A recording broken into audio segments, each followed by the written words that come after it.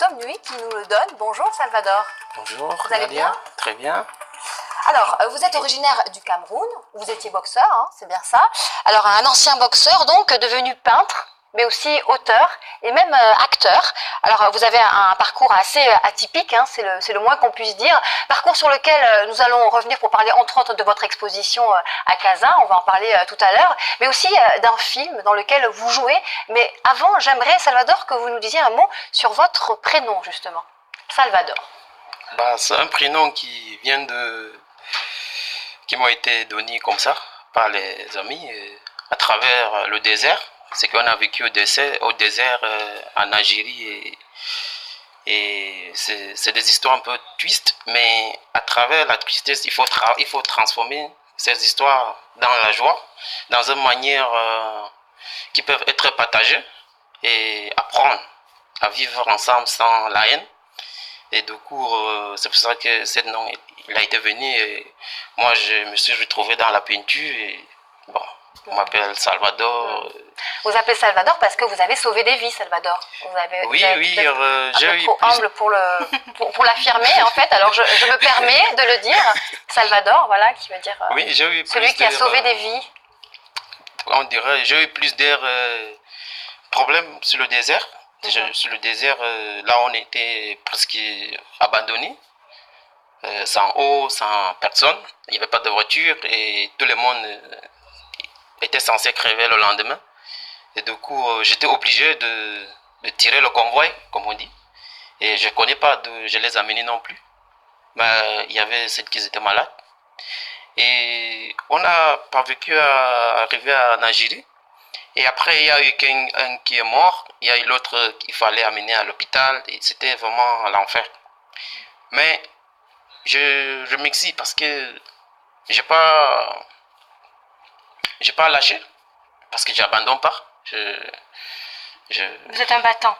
Oui, je suis un battant et j'ai continué à me battre pour tout le monde, pour moi-même, pour l'avenir, pour que l'avenir soit meilleur. Continuer à vous battre, oui. Et à vous battre pour vous-même, comme vous le dites. Alors, vous étiez boxeur au Cameroun et vous vous retrouvez artiste peintre au Maroc. Et vous pouvez nous raconter un petit peu la transition, comment ça s'est passé? C'est une histoire pas comme les autres, je crois. Hein. Oui, c'est un miracle. Oui, bon, il y a les miracles tous les jours, mais pour moi, c'est un miracle réel qui est venu comme ça, à travers les rencontres avec les gens. C'était une soirée que j'avais tout perdu, cette soirée. Et imagine, tu es là, tu viens d'arriver à Casa et après tu penses que tu as déjà une vie et le lendemain, tu perds ta maison, tu perds tout. Et bon, tu te retrouves dans la rue. Et par chance, je rencontre un monsieur que je dois vraiment mentionner son nom, qui s'appelle Michi Mano. D'ailleurs, mes condoléances à lui parce qu'il vient de perdre son frère. Donc, je passe toutes mes condoléances à sa famille et lui. Je rencontre Michi et je m'approche de lui. C'est un artiste, c'est un peintre, hein? Oui, c'est un musicien marocain. Oui, et bon, il avait un local à Casablanca, en face rond-point d'Europe, d'où il avait plein des artistes marocains, américains et un artiste qui venait de Congo aussi qui s'appelait Aïcha.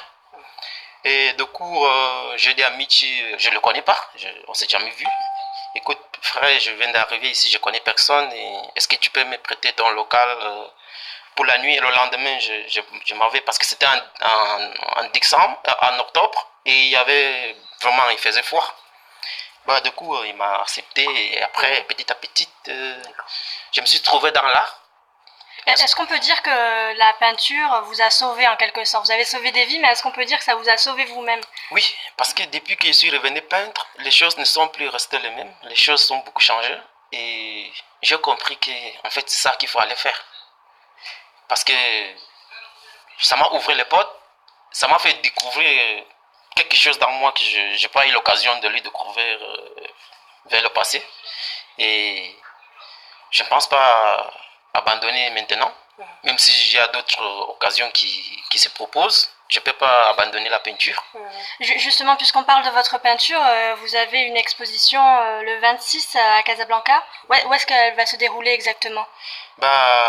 L'expo est prévue le 26 mars, lundi 26 mars, au FOL, Fédération des œuvres League marocain. Et ça à 18h30 qui aura l'inauguration. Ça, c'est la première exposition pour moi, pour présenter... C'est la première fois que vous exposez au Maroc? Non, ça c'est la première expo pour moi de l'année 2018. D'accord. Oui, et je pense aller plus loin au-delà. J'ai consacré cette année juste pour mon travail. Parce que bon... On peut le voir, ce travail, justement? Oui, j'ai amené quelques échantillons, quelques toiles, et ils sont là.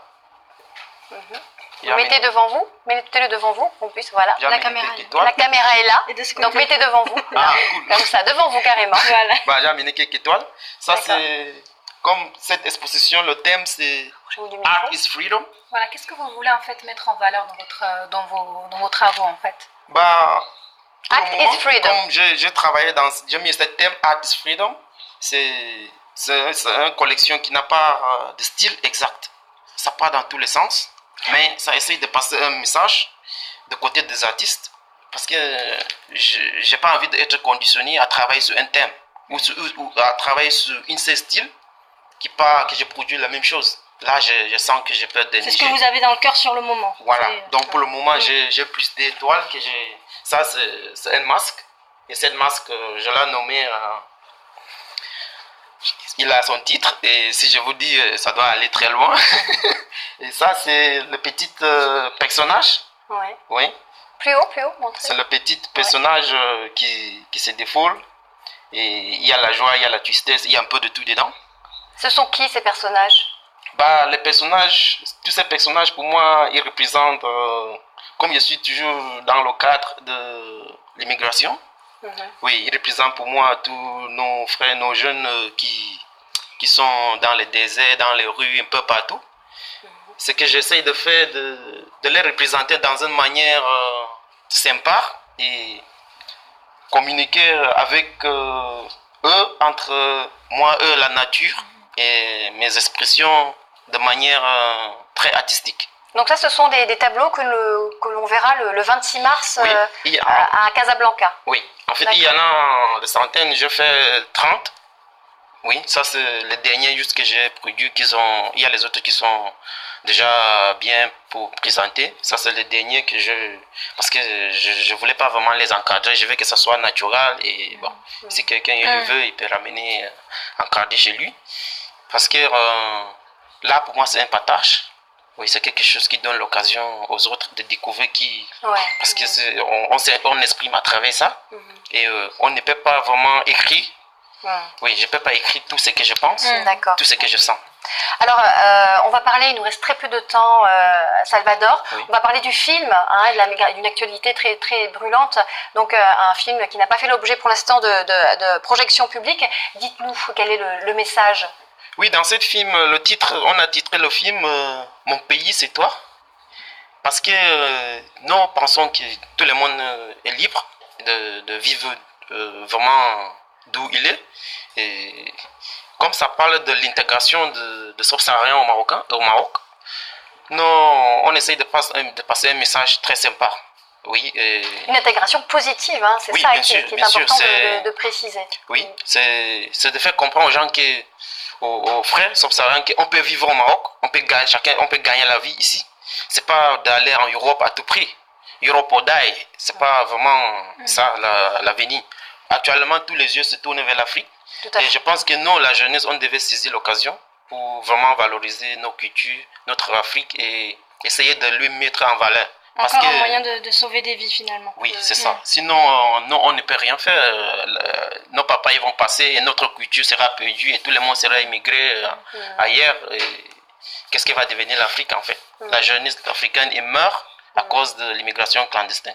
Donc transformer ce passé et cette migration en valeur positive, faire de la résilience. Oui, parce que c'est beaucoup d'énergie, c'est beaucoup d'énergie vraiment. Merci beaucoup Salvador. Merci beaucoup pour ce témoignage.